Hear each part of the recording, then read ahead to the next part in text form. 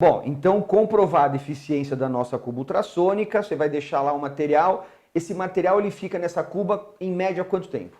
Aí é mais rápido do que a imersão. E sempre tem que ler a bula do fabricante do detergente, porque eles determinam o tempo. Ah, entendi. Normalmente é 3 minutos, 4 minutos, depende do fabricante, da concentração, você tem um tempo, mas não passa mais do que 5 minutos. É muito rápido, né? Tá. Para o nosso sistema, tá? Tirou dali, enxágua com água de boa qualidade, você vai ter um instrumento extremamente bem limpo e desinfectado, né? Olha, observa se não tem resíduo, alguma coisa que possa afetar o processo, ou alguma degradação do inox, do material, põe do lado e vê o que faz, né? Hoje, inclusive, já surgiu no Brasil empresas que reconstituem instrumental médico, e isso é uma coisa normal hoje, tá? Passo, secou, verificou, vamos então seguir os passos para embalar isso daqui, preparando. Ótimo ponto, né? Embalagem, né? Isso é uma coisa porque a embalagem vai ser determinante não só da forma como ele vai ser depois esterilizado, de eficiência, como de armazenamento, né? Então, o que a gente tem hoje, Fernando, como tipos, possibilidades de embalagem que sejam seguras, não só como eficiência de esterilização, como também de armazenamento. Eu já vi, por exemplo, eu particularmente, que eu conheço, né, posso estar enganado, mas a minha vida é clínica, né, mas eu já vi papel que é embalado como se fosse um papel de embrulho e já vi esses envelopes, que eu acho que é o que eu uso particularmente, que é mais prático, selado, que tem um marcadorzinho, né, de esterilização, que logicamente não tem eficiência desses testes, mas é um comprovante. O que a gente tem hoje de seguro, o que é eficiente e como que a gente deve proceder em relação a isso? Bom, primeira coisa todo papel grau cirúrgico ele tem regulamentação da Anvisa, Agência Nacional de Vigilância Sanitária, obriga o fabricante a ter esse produto registrado. Então a primeira coisa que a gente tem que observar quando vai adquirir esse tipo de embalagem é que você tenha o registro da Anvisa, tá? Hoje, no mundo da esterilização, é proibido o uso de papel de pão, papel craft, né? Papel branco de craft, papel manteiga, papel alumínio, borra isso da história. Não pode ser usado de nenhuma forma. Porque se eu saio, por exemplo, pego um papel, aqueles marrons, que é o que a gente chama de craft, Uhum. e se eu colocar ele contra a luz, você vai ver que ele é uma peneira. Quer dizer, ele não é uma barreira microbiana. Então, o principal fator de uma embalagem é preservar a esterilidade. Tem que ser impermeável completamente. Não é impermeável porque ele tem uma certa porosidade que dentro do nosso jargão profissional a gente chama de porosidade controlada. Inclusive, eu estava discutindo com um fabricante, isso é muito crítico aqui no Brasil. As embalagens de grau cirúrgico, elas são vendidas para dois tipos de processo, para vapor e normalmente no grau cirúrgico você vê vapor e ETO.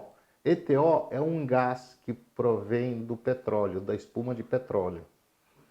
Ele é altamente fungicida, bactericida, excelente. Só que ele Que tem é o outras... oxetileno. Oxetileno. Ele tem outras características. Tanto é que a Anvisa soltou uma normatização brava, né? Que é a portaria 482, que obriga quem trabalha com isso uma série de seguranças, porque o oxetileno é muito bom, mas cuidado. E aí é um processo diferente do vapor normal. Então as porosidades são controladas diferente. E no Brasil a gente vê uma embalagem para os dois processos. Aí a pergunta é para um fabricante: a qual processo você dedicou as fibras do grau cirúrgico? Para o oxetileno ou para o vapor? Para qual ele foi desenvolvido, né? Exatamente, porque na Europa não tem isso. Na Europa você vai e compra um papel grau cirúrgico para vapor. E outro para O outro oxetileno. para oxetileno. Então, por quê? Porque as porosidades do papel são diferenciadas. Infelizmente, aqui no Brasil nós temos essa aquilo que você falou da característica do fabricante, economia, normatização, enfim, uma série de fatores, tá? Então, o risco, a primeira coisa é observar o registro na Anvisa, né? Porque eles declaram muita coisa para a Anvisa e que recebem o registro. Então, pelo menos é uma segurança já para nós como consumidores ter o registro da Anvisa. Todo o grau cirúrgico como material de embalagem, ele é um sistema que protege, ele é uma barreira microbiana. Já o kraft não é, manteiga não é e alumínio também não é. Hoje nós temos embalagens muito mais modernas, que são os contenedores, né, ou containers de alumínio ionizado, que têm filtros eternos.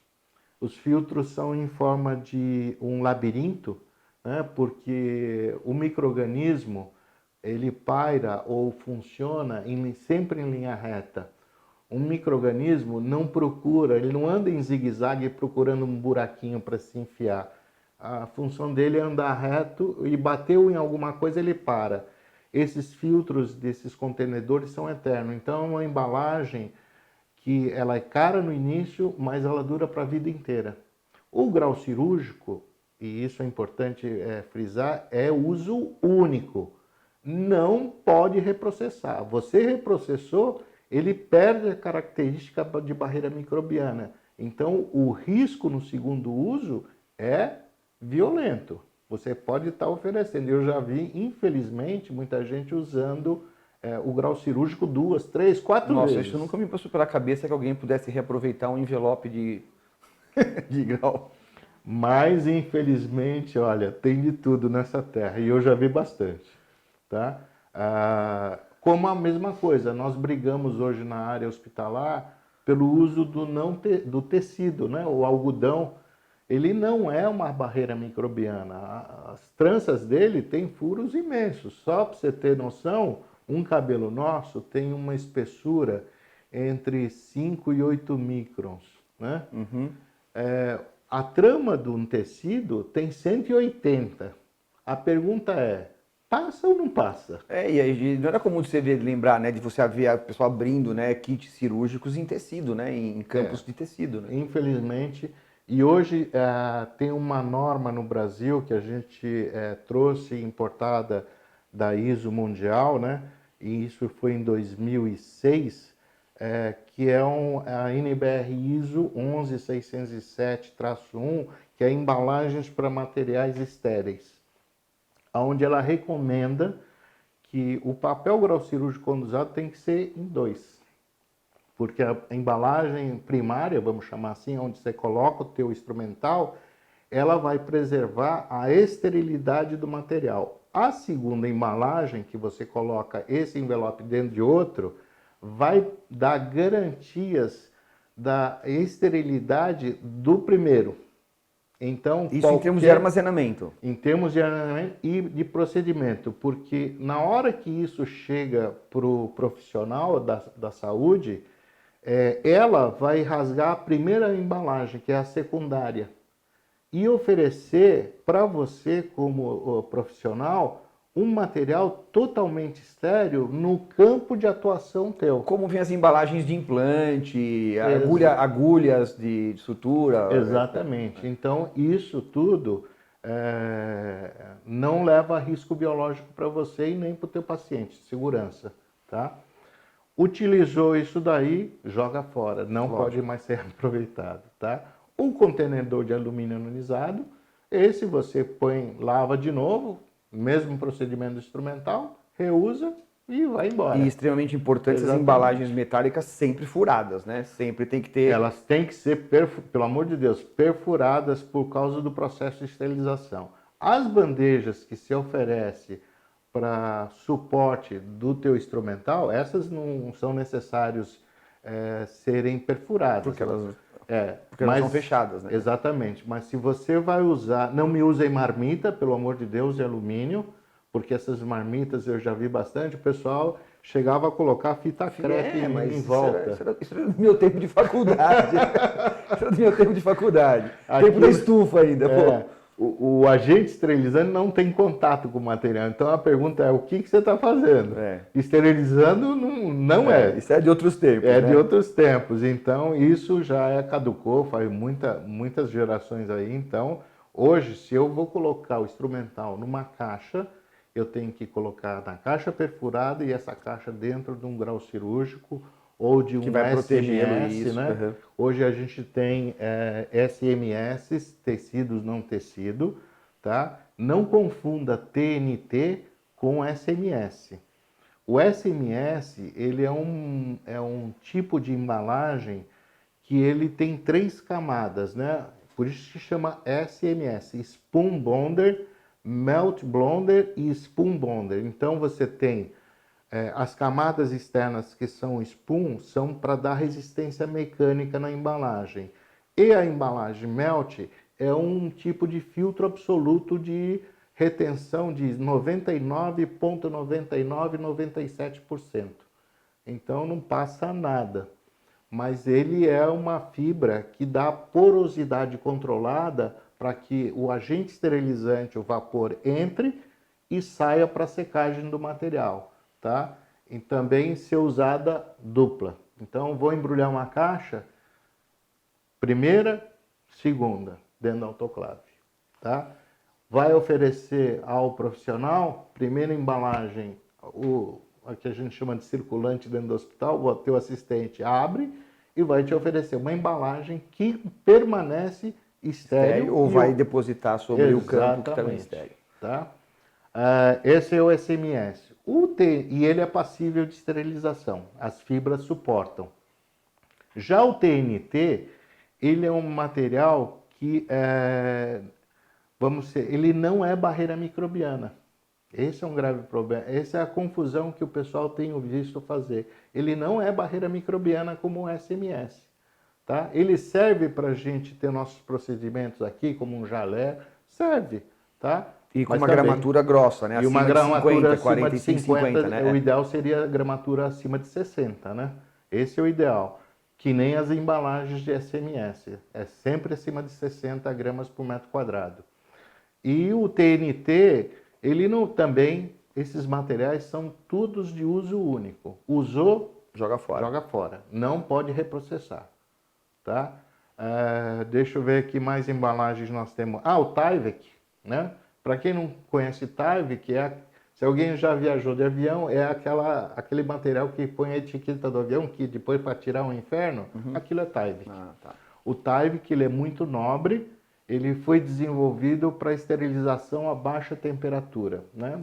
Hoje, dentro da indústria da saúde, muitos materiais são plásticos. E o plástico, você sabe, o polímero não aguenta altas temperaturas. Então, nós temos sistemas de esterilização a baixa temperatura, abaixo de 60 graus, que normalmente é oxetileno, você já mencionou, e hoje voltamos ao produto nobre, que é o vapor de peróxido de hidrogênio. Ele é esterilizado a 55 graus, é altamente eficiente, só que a concentração dele é bem maior, é quase 55%, é alta, né? Mas ele, como um processo de esterilização, é eficiente. E a única embalagem que eu consigo colocar ou é SMS, Tyvek ou contenedores de alumínio anonizado. Não posso papel grau cirúrgico ou a celulose em contato com peróxido de hidrogênio não dá certo. Para a gente finalizar esse assunto de embalagem, numa das lives você salientou muito a necessidade de, na colocação no autoclave, as embalagens estarem de pé.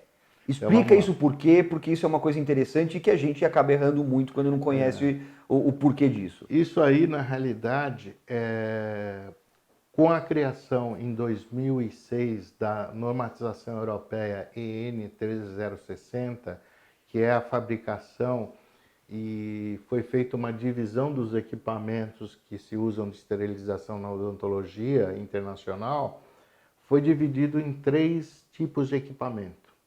Então, você tem o equipamento que a gente chama de classe B, que tem bomba de vácuo, obrigado a fazer 3 pulsos de pré-vácuo, injeção de vapor para esterilização e secagem obrigatória com vácuo. São as autoclaves classe B. Isso é classe B. A classe N são a maioria dos equipamentos que a gente tem de produção nacional, que não tem vácuo não faz secagem. Então você só aquece, esteriliza e joga o vapor fora, né?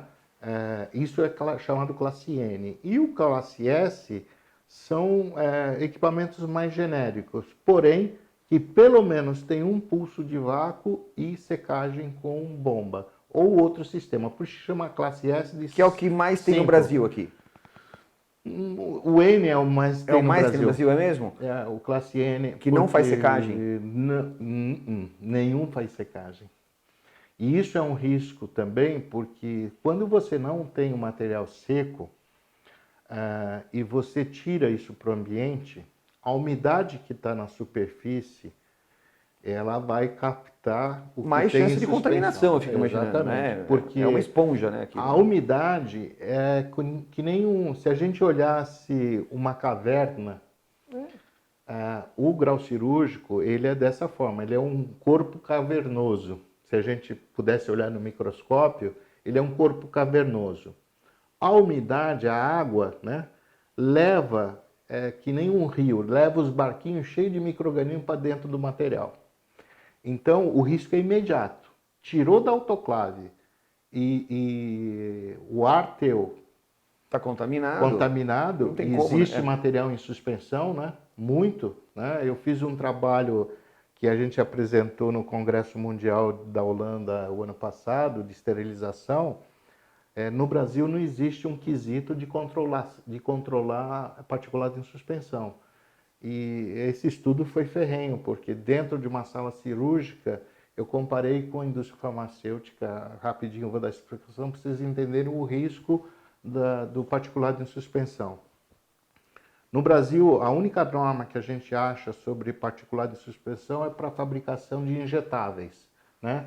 Por exemplo, anestésico bucal, tudo isso são injetáveis e tem um controle ferrenho da Anvisa e da própria produção do fabricante. As áreas que são produzidas são áreas controladas, com filtros absolutos para o ar. A pessoa não pode trabalhar mais que 2 horas lá dentro, porque o ar é tão puro que dá problema, né? E a Anvisa solta e fala que tem que ter, no máximo, aí 100 partículas por pé cúbico de ar maiores ou iguais a 0,3 micra, que é o tamanho de um micro-organismo. No hospital que eu fui fazer esse trabalho, tinha 1.800.000 partículas por pé cúbico de ar. Ou seja, muito mais, né? Muito mais. Então, um ambiente como esse que nós temos hoje, ele pode chegar a ter mais ou menos 1 milhão a 800.000 partículas num pé cúbico de ar, é 30 por 30 por 30. Se eu sair na rua, vai dar mais de 5 milhões, né? Vocês terem uma noção. E isso, cada partícula pode conter 5 micro-organismos nocivos à nossa saúde.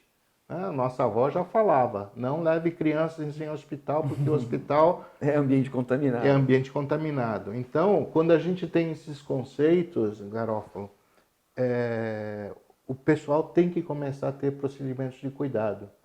Porque entrou uma pessoa contaminada com Covid, ao falar, esse material vai estar em suspensão. E isso, se você acabou de lavar um material, esterilizou, sai úmido, aonde você acha que vai parar o negócio? Lá, né? Então, é super importante. A forma de carregar esse material dentro da autoclave, hoje a gente, para os classe B que tem bomba de vácuo, nenhum problema de colocar os envelopes deitados, porque como ela é forçada a secagem e retirada de umidade do sistema, nenhum problema. Tanto é que os fabricantes fazem bandejas. Os classe N's, por não ter secagem, só um aquecimento extra para poder tentar secar, eu diria de você colocar eles de pé, né?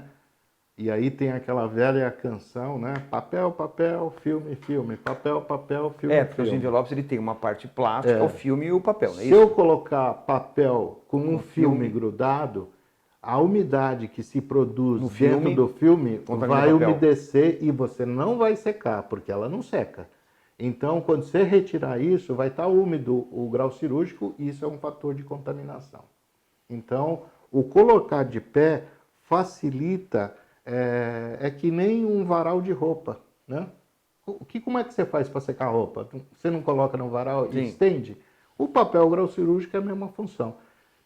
Inclusive, para os classe B, muitos fabricantes desenvolvem estruturas que você coloca de pé os envelopes. Certinho. Aham. E isso melhora até na secagem, porque é aquilo, a bomba puxa por baixo. E isso seca o material com mais eficiência e mais rapidez, economia de energia, né? Por isso que os classe B têm uma economia de energia fantástica em cima de um classe N. Tá? Essa é a função. E os classe S, a mesma coisa. Então, se a gente pudesse dar um conselho de amigo, quando for comprar uma autoclave, pense no carregamento. Inclusive, se a gente testar embalagens de pé e embalagens deitadas, vocês vão ver que cabe mais embalagem de pé do que embalagem deitada dentro da câmara do autoclave. Um outro conselho importante, nunca encoste o papel grau cirúrgico ou a embalagem na parede interna da autoclave. Senão você acaba, a superfície da câmara, ela tem uma temperatura mais Muito alta alta, do né? que o ambiente. Então, ela chega a queimar o Queimar o papel. papel, né? Tá? Isso eu vejo bastante também. Então, não coloque nada encostado na câmara, tá? Essa é a forma de carregamento especial. Terminamos a esterilização. Ah, Calma. não? Ainda não. Ainda não. Temos Nem uma começamos, coisa, né? tem uma coisa importante. Tem uma coisa Aham. importante que antes de a gente chegar a falar da esterilização propriamente dita, né? Só uma coisa, em termos de secagem, secagem evitar logicamente papel, porque pode degradar o papel toalha. Existem esses tecidos tipo Perfex, descartáveis. Eles Você pode... são absorventes, e absorventes. eles incorporam umidade num peso, às vezes 80 vezes mais que o peso normal do... Esse é um excelente, porque ele é um absorvente e ajuda na secagem. E logicamente descartar Exatamente. eventualmente. E ele né? não solta fiapo. Né? Agora vamos falar de uma coisa que é absolutamente importante, principalmente aqui no Brasil. Né? É norma, é recomendável que toda peça de mão, todo micromotor, todo contraângulo seja usado e seja esterilizado. Só que aqui a gente sabe que nem todo dentista tem mais de uma alta rotação, tem mais de um contraângulo, tem mais de um micromotor e vai ser impossível para esse dentista fazer o que é teoricamente obrigado a fazer, que é esterilizar a sua ferramenta de trabalho, porque é a ferramenta de trabalho do dentista, que é uma peça de mão, uma alta rotação entre um paciente e outro. Por mais que a gente saiba que você possa gastar, às vezes, como você já me contou, 3 minutos para fazer esse processo. Mas ele precisa limpar isso. Ele tem que limpar a mangueira, ele tem que limpar a peça externamente e tem que levar para um processo de limpeza interna disso. Tá? E aí a gente tem que trabalhar com o que é viável. Né? A gente tem que ter bom senso e tem que ter pé no chão. Né? O que a gente hoje pode fazer? Logicamente, vamos falar do processo de esterilização que tem que ser feito e a gente tem que falar do certo, né? Como é que eu esterilizo isso? E vamos falar de um processo que seria um processo minimamente possível do profissional poder limpar internamente, lubrificar esse instrumental e oferecer o mínimo de segurança para o paciente e para ele. O que a gente não sabe, o que muitos dentistas não sabem, é que os nossos instrumentais que irrigam, né, na hora de fazer o preparo, eles têm um sistema de válvula que quando você para de pisar, ele faz sucção. Isso. Esse aí mora o perigo. E quando ele faz sucção, ele absorve o que está na cavidade da boca, que é para não ficar pingando lá dentro. E quando ele faz sucção, ele está sugando saliva, está sugando sangue, e dentro da minha caneta eu tenho resíduo biológico. Aquilo, vocês imaginam que é um tubo cheio de gordura, de secreções, de sangue, enfim. Gordura do óleo que você usou para lubrificar. Exatamente. E isso tem que ser retirado. Não tem muitas alternativas, né? Tem que ter, como eu falei na nossa live lá, hoje, uma coisa importante na nossa área de segurança é a limpeza. Limpar, limpar, limpar, limpar. Né? A gente vai para esses congressos mundiais e de 10 palestrantes, 11 falam do quê? De limpeza. Então, regra número 1, limpar. Né? Esses instrumentais odontológicos, eles têm esse refluxo, e se você não tiver uma limpeza, uma forma de limpeza correta, você acaba criando biofilme lá dentro, né? Com todos esses materiais que você tem, lubrificante, secreções, sangue, tudo isso. Principalmente se isso tiver rolamento. E tem. E tem, né? Isso que é o pior. Então, ar comprimido seco e isento totalmente de óleo, né? Ou seja, esses compressores que a gente tem para odontologia, nós temos que ter uma certificação do fabricante que ele é seco e isento de óleo, para que você possa introduzir nesses canais e com a pressão você limpa, né? E depois você usa um lubrificante spray, inclusive porque você tem a tampinha azul e vermelha, que às vezes eu não vejo o pessoal usando e não sabem às vezes a diferença da coloração da tampa. Então, num primeiro momento, a pressão do ar arrasta isso daí. E depois você... Mas hoje nós já temos o advento de equipamentos fazerem isso com muito mais eficiência do que a gente. Então, se eu não consigo comprar uma autoclave, não vem agora o motivo, né? Mas eu tenho que trazer uma certa segurança operacional de todo o sistema, eu tenho que fazer uma boa limpeza e desinfecção desses, vamos chamar dessas cânulas, né? Desses coisas ocos, esses instrumentais, com ar comprimido e uma boa lubrificação. Mas o essencial é ter ar comprimido de boa qualidade, né? Que seja filtrado, e depois o famoso... A lubrificação. A lubrificação. Ou não autoclave, mas se você não tiver condição de ter vários micromotores, várias turbas, porque entre um paciente difícil, e outro né? você consegue fazer no mínimo isso, né? Então, essa boa limpeza através desse sistema nos garante pelo menos um conceito básico de preservação de uma certa desinfecção do material sem nenhum problema. Ou seja, não só a limpeza interna, porque a limpeza externa você vai fazer com aquilo mesmo que você comentou da superfície. Você vai limpar a mangueira com as soluções desinfetantes, você vai limpar a parte externa da tua peça de mão, do teu alta rotação, então, mas a parte interna, e para isso hoje existem equipamentos, né? No caso da Volson tem o Lube 909, excelente máquina, porque você tem o ar comprimido e a lubrificação, que é um processo que demora 1 minuto para você fazer por peça, né? E a surpresa é grande no primeiro resultado. E além do que, você tem que imaginar que você fazendo isso, você está aumentando a vida útil do seu instrumento. Né? Porque você lubrificando o seu instrumento, primeiro que é uma lubrificação que te dá um nível de lubrificação bom e não te faz, para nós que somos dentistas, não tem coisa pior do que a meleca que a gente trabalha com um instrumento que a gente lubrifica de forma muito mais manual, né? além de econômico, uma forma mais... Pra gente é muito desagradável você estar trabalhando e tá saindo óleo, é muito ruim aquilo. E fica uma coisa mais eficiente. Mas eu acho que hoje, fundamentalmente, é essa limpeza que a gente tem interna e que garante pra gente uma solução mais, vamos dizer assim, que num primeiro momento você fala, pô, mas tem o custo de comprar o equipamento, mas é ágil, né? A médio prazo é um custo que ele é absorvido. Sim, é diluído na qualidade na preservação do instrumental e te traz uma condição de trabalho que facilita a sua vida em termos de processos, de agilidade, de rapidez. Né? E a maquininha, eu sempre gosto de falar, a maquininha, toda máquina é burra. Ela vai repetir exatamente o que ela foi feita para fazer. A mão humana, você pega um spray, quanto você joga de spray? Não, e se muda o funcionário, se é um que vai fazer, você vai mudando. O dedinho muda. O dedinho muda e você não tem certeza se você fez isso ou não. O fator ou não. econômico é muito importante, né?